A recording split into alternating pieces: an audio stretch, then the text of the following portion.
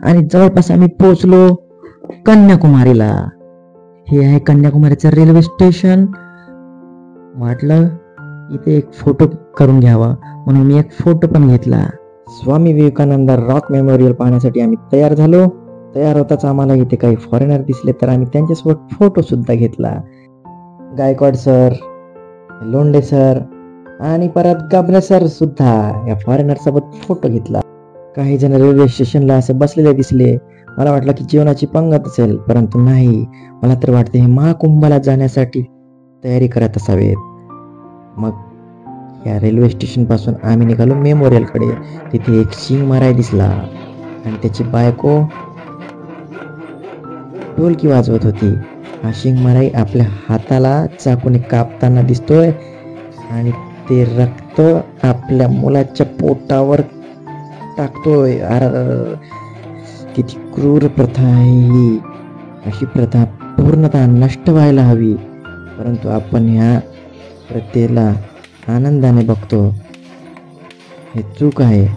तो आपल्या शरीराला कोडे मारतोय. किती जोरात लागलेले असतील. स्वामी विवेकानंद मेमोरियलला पाहण्यासाठी बघा किती लाईन लागलेली दिसत आहे आपल्याला. खूप दूरपर्यंत 1-1.5 किलोमीटर पर्यंत ही लाईन होती. आम्हाला सुद्धा या लाईन मध्ये राहावं लागलं. इथे आम्ही खूप सोन्याची चैन 25 रुपयात घेतली आणि ती घालून आम्ही या रॉक मेमोरियलच्या गेटवर आलो. बघा आता आम्ही कशी एंट्री करत आहोत. सर्व आमच्या टीमचे सदस्य या ठिकाणी एंट्री केलेली आहे. हे आमच्या GSDA ची सगळी टीम एकदम मजेत. शरद भाऊ, Londhe sir, Rathod sir, Ahire sir, Gabane sir, Jadhav sir, Dhangar sir, इथे रेटे सर दिसलेले नाहीत आणि गायकवाड सर सुद्धा दिसलेले नाहीत. हे भूपाळकर सर आहेत. तर अतिशय जबरदस्त पद्धतीने आम्ही या स्वामी विवेकानंद रॉक मेमोरियल आणि तिरुवल्लवर, कवी तिरुवल्लवर यांचे स्मारक बघण्यासाठी आलो. इथे गायकवाड साहेब दिसत आहेत आणि आम्ही आता त्या स्मारकाच्या जवळपास जाण्यासाठी निघत आहोत. खूप हसत खेळत या ठिकाणी आम्ही आलो. गबने सर मोठ्या IT मध्ये चाललेले दिसत आहेत. या ठिकाणी भारतातील कानाकोपऱ्यातून पर्यटक आलेले असतात. बघू शकता कन्याकुमारीचं हे लोकेशन किती लोभसवाण आहे. डोळे दिपवणारा असा हा क्षण आपण या ठिकाणी पाहत आहोत. खूप जबरदस्त बोट आणि हे परिसर आहे. हे आमच्या GSDA चे सर्व GS कॅडरचे लोक या ठिकाणी एकदम आनंदात कन्याकुमारी महोत्सव साजरा करत आहेत. आता ती जी बोट दिसत आहे ती आपल्याला त्या रॉक मेमोरियल पर्यंत घेऊन जाणार आहे. त्यासाठी आम्ही लाईन मध्ये उभे होतो आणि पाण्यावर तरंगणारे कापड गड्यात घालून आम्ही त्या बोटीत प्रवेश केला आणि त्या रॉक मेमोरियल कडे जाण्यासाठी त्या बोटीत बसलो. इथे बसणाऱ्यांची गर्दी तुम्ही बघू शकता. आजूबाजूला सर्वत्र पर्यटक बसलेले आहेत. आम्ही सुद्धा या ठिकाणी बसलो आणि त्या समुद्राच्या पाण्यातून बोटीतून अतिशय जबरदस्त पद्धतीने आम्ही rock memorial, Swami Vivekananda rock memorial कडे जाताना खूप आनंद झाला आणि प्रत्यक्षरित्या आम्ही पोहोचलो स्वामी विवेकानंद स्मारककडे. हे मागच्या साईडला जे दिसत आहे ते एक मंदिर आहे आणि आता जे तुम्ही बघत आहात हे आहे स्वामी विवेकानंदाचं स्मारक. आणि या समुद्रात एक भव्य पुतळा उभारलेला आहे कवी तिरुवल्लीवर यांचं. अतिशय सुंदर असं बघण्यासारखं दगडाचा पुतळा या ठिकाणी बनवलेला आहे. इथे खूप सारे पर्यटक विविध भागातून, देशातून, प्रांतातून येतात. आता आम्ही थेट स्वामी विवेकानंद स्मारकाच्या आतमध्ये घुसलोय, पण तिथे आम्हाला कॅमेरा अलाव नव्हता. त्याच्यामुळे आम्ही तिथे पूर्णतः शूटिंग घेऊ शकलो नाही.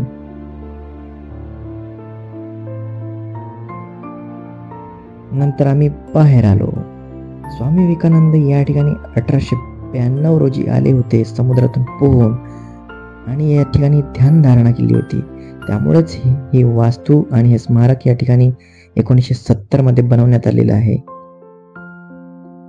खूप सारे पर्यटक या ठिकाणी कानाकोपऱ्यातून येत असतात. या वास्तूच्या चारही बाजूला समुद्राचं पाणीच पाणी आहे. ही वास्तू पाहून खरंच मन प्रसन्न होते आणि खूप भारी वाटतं. इतका जोराचा सुसाट्याचा वारा या ठिकाणी येतो आणि तो गारगार वारा आणि ह्या समुद्राचा खळखळ पाणी या दोघांची सांगड घालून ते वातावरण अगदी आनंददायी, अतिशय सुंदर अशा लाटा या दगडावर आदळत आहेत आणि तो खडखड खडखड आवाज कानाला मोहून टाकणारा आहे. शिकागो परिषदेला जाण्याआधी स्वामी विवेकानंद याच ठिकाणी आले होते आणि इथेच ध्यान करून शिकागो परिषदेला गेले. हा जो दगडाचा पुतळा बनवलेला आहे तो तामिळनाडूचे सुप्रसिद्ध कवी तिरुवल्लीवर यांचा आहे. त्या पुतळ्याजवळ जाण्यासाठी एक स्वामी विवेकानंदाच्या स्मारकापासून काचेचा ब्रिज बनवलेला आहे. तो सुद्धा आता आपण बघणार आहोत. हे बघा, हे जे आपल्याला दिसत आहे हे काचेची वस्तू नाही तर हे काचेचं ब्रिज आहे. आपण त्याच्यावरून चालू सुद्धा शकतो. खाली बघा, समुद्राचं पाणी सुद्धा खडखड वाहत आहे. तिरुवल्लीवर यांच्या पुतळ्याकडे जाण्यासाठी किती सुंदर असा ब्रिज या ठिकाणी बनवलेला आहे. सुंदर असा काचेचा ब्रिज तयार केलेला आहे आणि त्या ब्रिजवर मी सध्या उभा आहे आणि खाली जर बघितलं तर असं समुद्र दिसतो. काचातून समुद्राचं पाणी सुद्धा आपण बघू शकतो. तर लोंढे साहेब सुद्धा 2 शब्द बोलायला सुरुवात केली. जीएसची सर्व टीम जमलेली आहे आणि खास स्पेशल प्रशिक्षण मिळणार आहे जीएस बद्दल. तर आमचे आयरे सर नाशिकवरून आलेले आहेत, गायकवाड साहेब आणि मी पुण्यावरून आलेले आहेत. आणि आता आम्ही सगळे काचेच्या ब्रिजवर आहे आणि खाली जर तुम्ही जर पाहिले तर सुंदर असा समुद्राचा नजारा दिसतो आहे. खूप भारी आहे काचाचा ब्रिज. आणि नंतर आहिरे साहेबांनी सुद्धा आपला मनोगत व्यक्त केलं.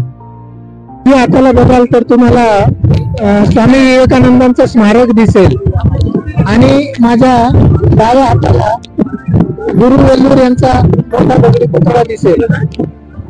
या ठिकाणी आजोबांनी सुद्धा आपली उपस्थिती दर्शवलेली होती. किती भारी वाटत आहे नाही का हे दृश्य. स्वामी विवेकानंदांचं स्मारक, गुरु तिरुवल्लीवर यांचं स्मारक. मी कधी स्वप्नात सुद्धा बघितलं नव्हतं की मी इथे जाणार, पण आज या ठिकाणी प्रत्यक्ष भेट दिली. खरंच खूप आनंद झाला मला. कन्याकुमारीवरून निघालो नंतर आम्ही पद्मनाभ स्वामी मंदिर बघायला थेट त्रिवेंद्रम म्हणजेच तिरुवनंतपुरमला. वाटेत खूप नारळाची झाडे दिसली. कमीत कमी 50-60 किलोमीटर पर्यंत ही नारळाची झाडे विस्तारलेली होती. ते बघून मन खूप प्रसन्न वाटत होतं. तर चला मग आता मी आपली रजा घेतो आणि नंतर भेटूया नेक्स्ट व्लॉग मध्ये तिरुवनंतपुरम त्रिवेंद्रम मध्ये. Bye bye.